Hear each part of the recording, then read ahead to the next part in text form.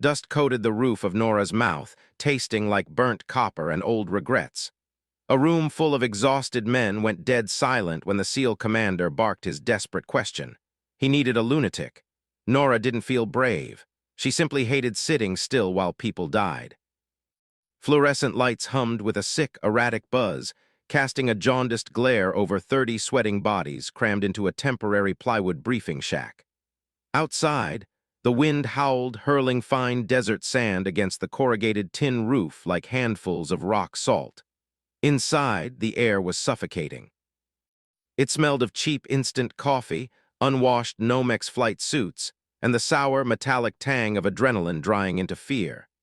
Nora Kessler sat in the back row, wedged into a corner near a leaky window frame. Her metal folding chair wobbled unevenly on the warped floorboards, the cold steel edge pressing hard against the back of her thighs. She dug a fingernail into a frayed thread on her knee, staring blankly at the map pinned to the whiteboard. Her head throbbed. She hadn't slept in 36 hours, surviving on nothing but ibuprofen and lukewarm water that tasted faintly of plastic. At the front of the room stood Commander Sam Becker. He didn't look like the recruiting posters. His face was gray beneath a thick layer of grime, eyes bloodshot and sunken into bruised pockets of skin. His tactical vest hung heavy with magazines and a radio that wouldn't stop spitting frantic, static-laced bursts. A recon unit was pinned down in a canyon 20 miles north. The weather was turning into a meat grinder. Standard medevac had scrubbed the flight. "Too risky," command said. Visibility was dropping below a quarter mile, and the wind sheer off the canyon walls was enough to snap a rotor mast. Becker slammed his heavy-gloved hand onto the folding table. The sharp crack made half the room flinch. "I don't give a damn what the weather guys at Brass are saying." Becker growled, his voice a gravelly rasp tearing through an exhausted throat. "I have 6 men bleeding out in a ditch. The local hostiles are closing the net. In 30 minutes they are overrun. I need a bird in the air."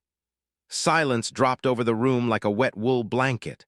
The regular transport pilots exchanged heavy, uncomfortable glances. Men stared at the scuffed toes of their desert boots. A few shifted their weight, the nylon of their tactical gear scraping loudly in the quiet. It wasn't cowardice keeping them in their seats.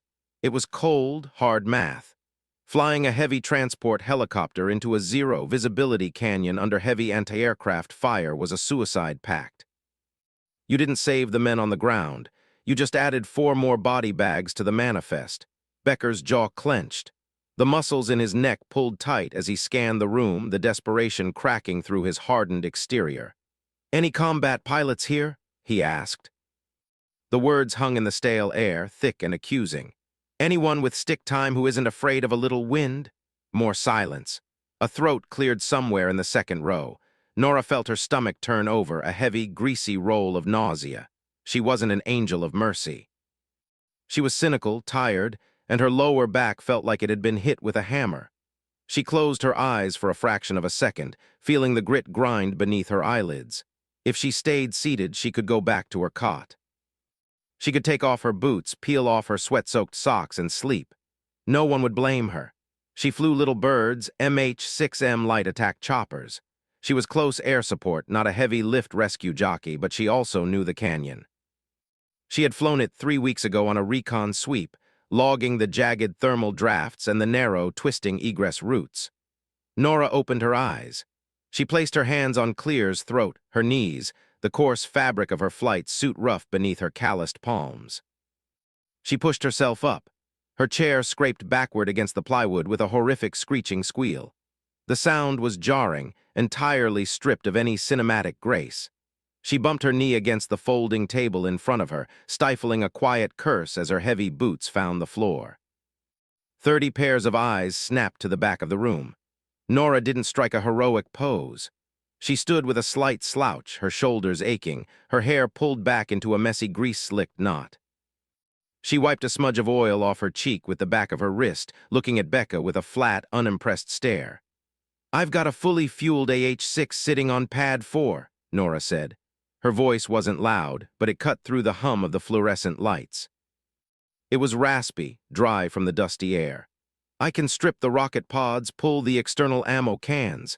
That frees up enough weight for 6 guys to ride the exterior benches if they don't mind holding on.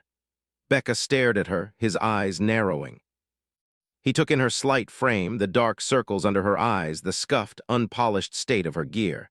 He looked like he wanted to argue, like he wanted to demand someone bigger, someone who fit the square-jawed savior profile. "You're Kessler," Becca said, his tone flat. "You fly the gunships." "Usually," Nora replied, shifting her weight off her throbbing right knee. "Today, I guess I'm in Uber." A murmur rippled through the seated pilots, one of them, a thick-necked warrant officer named Davis, half-turned in his chair. "Kessler, the wind shear in that gorge is pushing 50 knots. A little bird weighs practically nothing. You'll get swatted into the rocks before you clear the ridge." Nora didn't look at Davis. She kept her eyes locked on Becca.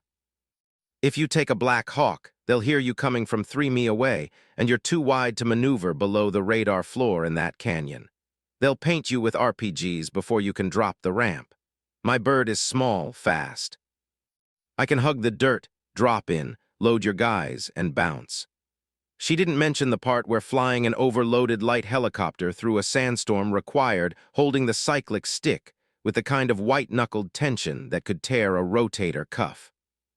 She didn't mention that one stray bullet into her unarmed cockpit would drop them all from the sky like a stone. "You sure you can hold it steady while we load?" Becca asked, stepping forward. Nora reached into her chest pocket, pulling out a battered pair of aviator gloves. The leather was stiff with dried sweat. She began pulling them on, the Velcro tearing with a sharp, ugly rip. "I can hold it," she said, securing the strap around her wrist. "But we leave right now or we don't leave at all." The walk to the flight line was a miserable, suffocating slog. The moment Nora pushed open the heavy steel door of the briefing shack, the desert swallowed them whole. The wind hit her like a physical blow, a solid wall of moving dirt that instantly coated her teeth in grit and stung the exposed skin around her goggles. Becker and 2 of his gear-laden operators followed close behind her, leaning their bodies into the gale. The roar of the storm drowned out all thought. Nora kept her head down, her boots crunching heavily over the gravel and cracked tarmac. The floodlights around the perimeter fence were nothing but sickly yellow halos bleeding through the brown haze. The air strongly of ozone, hot dust, and the heavy, sweet reek of JP-8 jet fuel spilling somewhere in the distance. Pad 4 sat at the far end of the runway.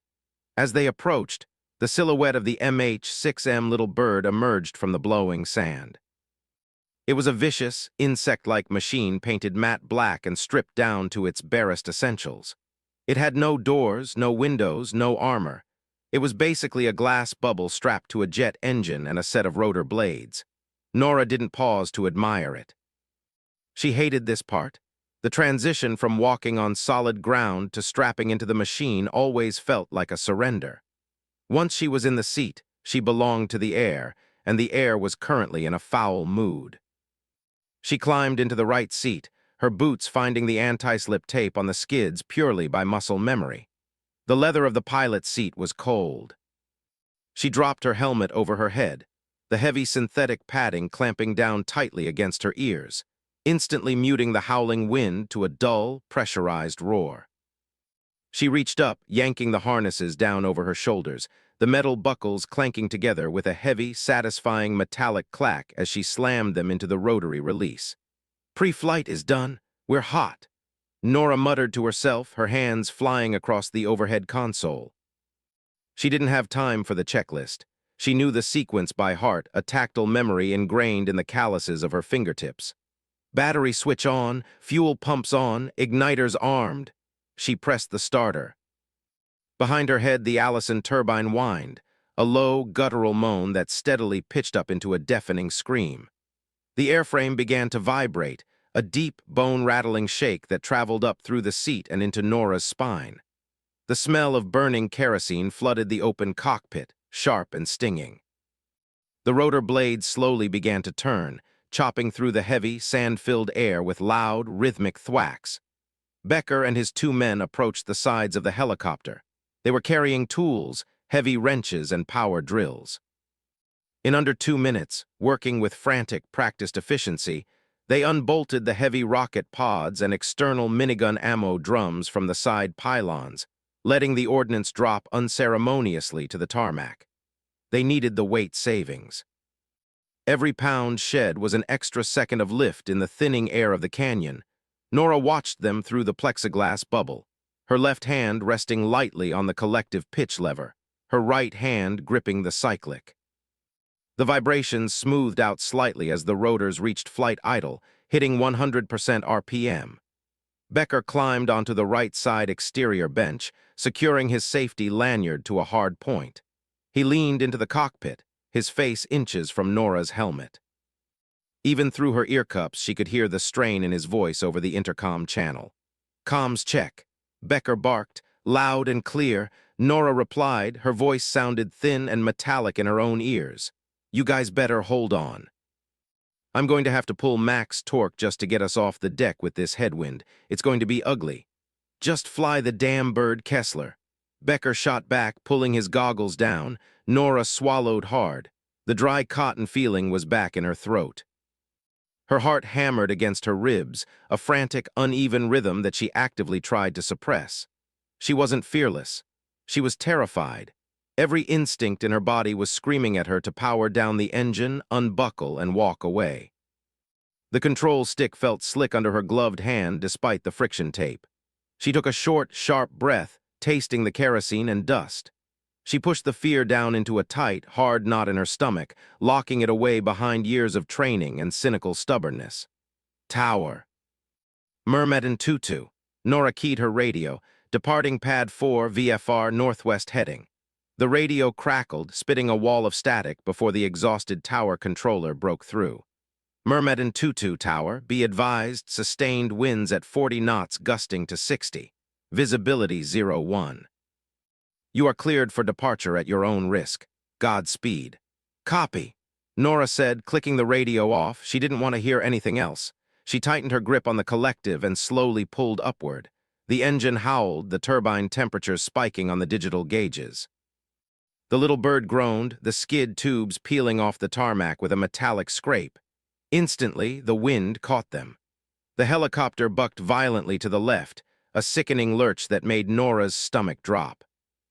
The controls fought her, jerking and twitching as the turbulent air tried to flip the lightweight machine over onto its side. Nora gritted her teeth, her muscles burning as she shoved the cyclic hard to the right, stepping heavily on the anti-torque pedals to keep the nose straight. It was like wrestling a greased pig on a sheet of ice. She didn't use finesse. She used brute force, forcing the aircraft into submission. "We're up!" Nora yelled over the intercom, her eyes locked on the faint, dusty glow of the perimeter fence rushing towards them. She dipped the nose, feeding in more power. The little bird shot forward, tearing through the sandstorm, leaving Clear's throat the safety of the base behind. As they crossed the wire, the ground disappeared completely, swallowed by a churning ocean of brown. There was no horizon. There was no sky. There was only the violent shaking of the airframe, the deafening scream of the turbine, and the terrifying knowledge that the canyon walls were waiting somewhere in the dark. Navigation became a brutal, sickening guessing game played on instruments that were actively lying to her. Inside the narrow bubble canopy, the radar altimeter flickered.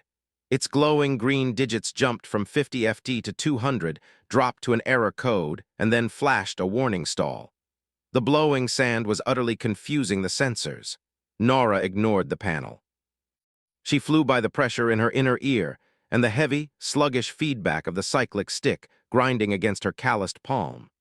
Every sudden downdraft threatened to slam the skid tubes into the desert floor. Every violent crosswind shoved the fragile airframe sideways toward unseen canyon walls. Her right forearm burned. Lactic acid pooled in her muscles from the constant microscopic corrections required to keep the lightweight chopper upright in a Category 2 sandstorm. She hadn't blinked in what felt like minutes. Her eyes felt like dry, scratched glass. Fine dust seeped through the failing rubber seals of the canopy, coating the instrument panel in a powdery grit that only smeared into a greasy paste when she tried to thumb it away. "Becker," Nora rasped into the intercom. Her throat felt tight, lined with sandpaper. "Give me a distance to the beacon." My nav screen is totally washed out. Static hissed back, sharp enough to make her wince. Then Becker's voice, compressed and distorted by the wind howling over his external mic. 2 miles. Keep hugging the deck. We're in the gorge now. Walls are closing in. Nora didn't need him to tell her that. She could feel it. The air pressure changed as the canyon funneled the storm, accelerating the wind and compressing the thermals. The little bird bucked like a mechanical bull, violently dropping 10 FT before a sudden updraft slammed them back up, compressing her spine into the hard seat cushion. She swallowed Clear's throat, a surge of bile. The nausea wasn't just motion sickness. It was pure, unadulterated terror fighting against her muscle memory. She was flying blind in a trench of jagged granite. One wrong twitch of her wrist, one momentary lapse in concentration, and the main rotor would strike the rock face. The blades would shatter, the transmission would tear itself apart, and the fuselage would drop into the dark like a crumpled soda can. "I need flares," Nora barked. "I can't see the rock face. Drop a chem light, drop something." "No," Becker's voice cracked over the radio. "Hostiles are above us on the ridges. You pop a flare, you backlight us. They'll drop RPGs right on our heads. Fly the dark Kessler." Nora let out a breath that sounded more like a dry sob. She hated him for being right. She squeezed her thighs together, shifting her feet on the anti-torque pedals to counteract a sudden tail kick. The turbine whined, a high-pitched scream of mechanical torture as she pushed the engine past its red line just to maintain forward momentum against the headwind. The smell of hot metal and burning synthetic oil filled the cockpit, sharp and toxic. Somewhere in the darkness to their right, a bright yellow flash briefly illuminated the swirling sand. Pop, pop, pop. The sound was muffled, distant, but the shockwave was undeniable. Anti-aircraft fire. The heavy caliber rounds tore through the air 100 yards ahead of their nose, leaving glowing red trails of tracer fire suspended in the dust. "They're shooting blind," Becca yelled. "They hear the rotor wash. Keep moving under their fire arc." Nora didn't reply. She dropped the collective, shoving the nose down. The helicopter dove, skimming so close to the canyon floor that the skids clipped the top of a dead scrub brush. The impact rattled through the floorboards, a hard physical jolt that made her teeth clack together. She was hyperventilating now. Short, shallow breaths that did nothing to feed the oxygen starvation in her brain. The sweat rolling down her face was cold. She could smell her own fear, sour, sharp, mingling with the stench of the jet fuel. She wasn't a hero.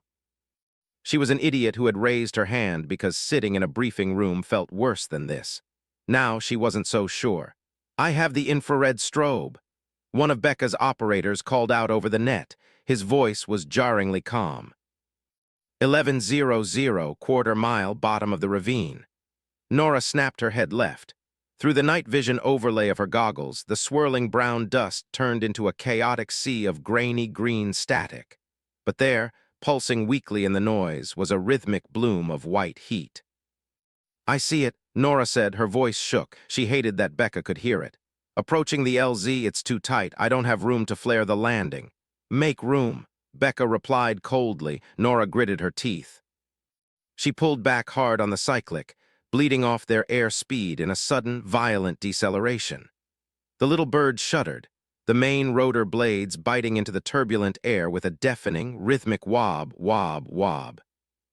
The tail whipped around, fighting her control inputs as the wind tried to spin them completely out of control. She stared down through the chin bubble of the cockpit. The ground rushed up. There was no flat spot, just jagged rocks, uneven gravel, and the heat signatures of 6 prone bodies huddled behind a shattered limestone outcropping. "Brace!" Nora screamed over the intercom. She dumped the collective. The little bird fell the last 10 FT like a stone. The landing gear slammed into the canyon floor with a bone-jarring crunch. The right skid struck a boulder, violently tilting the entire airframe to a 30 degrees angle. Nora threw her weight to the left, jamming the cyclic against her knee to keep the rotors from biting into the dirt. The helicopter shrieked, metal groaning under the immense, unnatural stress. "We're down! Go, go, go!" Becca roared. Before the skids had even settled, Becca and his two operators unclipped their lanyards and threw themselves off the exterior benches. They vanished into the blinding wall of dust. Nora sat frozen, fighting the controls to keep the tilted bird pinned to the uneven ground. She couldn't see anything outside the plexiglass. The rotor wash had whipped the loose sand into an impenetrable, abrasive tornado. The noise was absolute. The engine screamed, the wind howled, and then, cutting through it all, the flat, mechanical hammer of heavy machine gun fire. Sparks showered over the nose of the helicopter as a stray round struck the dirt just inches from the chin bubble. Nora flinched violently, ducking her head behind the instrument panel. It was a useless, instinctual reaction. The thin fiberglass shell wouldn't stop a 7.62 round. If they hit her, she was dead. She felt naked, strapped into a glass box in the middle of a firing squad. "Load them up," a voice screamed over the external radio net. It wasn't Becca. It was someone younger, frantic. Shadows emerged from the dust. Hands slammed against the side of the airframe. The helicopter rocked violently as dead weight was thrown onto the exterior benches. Nora smelled fresh blood over the kerosene. It was a heavy, metallic copper scent that instantly coated the back of her throat. To a boat, more gunfire. A loud, wet slap hit the side of the fuselage. Someone screamed. A ragged, breathless sound of pure agony. "Get him up." "Pull him." The helicopter shifted again, groaning as the suspension collapsed further under the added mass. Nora watched her weight and balance gauges scream into the red. They were wildly overloaded. A little bird was designed to carry a crew of 2 and maybe 4 operators on the planks. She now had Becca, his 2 men, and 6 wounded recon soldiers hanging off the sides like desperate barnacles. "Becca," Nora yelled into the mic, "I'm maxed. I don't have the torque to lift this much weight in this wind. Pull the damn stick, Kessler." Becca's voice was right behind her ear. He had climbed onto the skid, one arm hooked through the safety harness, the other blindly firing his rifle into the dust. "They're 50 yards out. Lift off, or we all die right here." A bullet punched through the upper canopy, leaving a jagged spider-webbed hole in the plexiglass before tearing out through the roof. The loud crack deafened Nora's left ear. Panic, raw and electric, surged through her chest. She didn't think anymore. She just pulled. She yanked the collective pitch lever up, twisting the throttle grip to the firewall. The turbine shrieked, a high-pitched wail that vibrated her teeth. The digital torque gauge flashed 110% dangerously past maximum limits. The transmission temperature warning light illuminated, casting a harsh red glow over her trembling hands. The little bird didn't want to fly. It wallowed, the skids scraping agonizingly across the rocks. "Come on, you piece of junk, come on." Nora screamed aloud, her voice tearing her raw throat. She aggressively dumped the nose forward, trading altitude for airspeed, dragging the skids through the dirt until the rotors finally found enough clean air to bite. With a sickening lurch, the overloaded chopper ripped free of the earth. They were airborne, but just barely. They crawled upward, skimming just feet above the canyon floor. The heavy mass of the men on the benches acted like a pendulum, fighting every correction Nora made. She couldn't climb over the ridge. She had to fly straight down the throat of the gorge, weaving blindly through the rock pillars. Behind her, the gunfire faded, swallowed by the roar of the storm and the screaming engine. No one spoke on the radio. The intercom was dead silent, save for the heavy, ragged breathing of men who had just cheated the Reaper. Nora's hands wouldn't stop shaking. She locked her elbows against her ribs, using her entire upper body to hold the cyclic steady. Her flight suit was soaked through with cold sweat clinging to her spine. She tasted blood. She had bitten her lip so hard during the liftoff, it was freely bleeding down her chin. The 20-mi flight back to base was a blur of agonizing muscle cramps and the constant, terrifying red glare of the transmission warning light. When the sickly yellow halos of the perimeter runway finally pierced the dust storm, Nora didn't feel relief. She just felt hollow. She didn't bother calling the tower. She dragged the battered little bird over the wire and slammed it down onto the tarmac of Pad 4. It was a sloppy, brutally hard landing that bounced the airframe before it settled heavily on its struts. Nora killed the engine immediately. The whine of the turbine spooled down, the sudden quiet rushing into the cockpit like a physical wave. Outside, medics were already swarming the bird, pulling the bleeding men off the benches. Flashlights cut through the dust. Shouts echoed across the flight line. Nora didn't move. She unbuckled her helmet and let it drop onto the empty seat beside her. She unclipped her harness with clumsy, trembling fingers. She rested her forehead against the cool, dusty curve of the cyclic stick. She didn't cry. She didn't smile. She just sat there, listening to the metallic pinging of the cooling engine, breathing in the smell of hot oil, dried blood, and the unforgiving desert dirt. Did this story keep you on the edge of your seat? The reality of combat aviation isn't about glory. It's about raw survival, cold sweat, and pushing the absolute limits of human endurance under impossible pressure. If you want more gritty, realistic military stories that strip away the Hollywood polish and show the real human cost, hit that like button, share this video with your crew, and subscribe to the channel. Drop a comment below. Could you hold the stick under fire?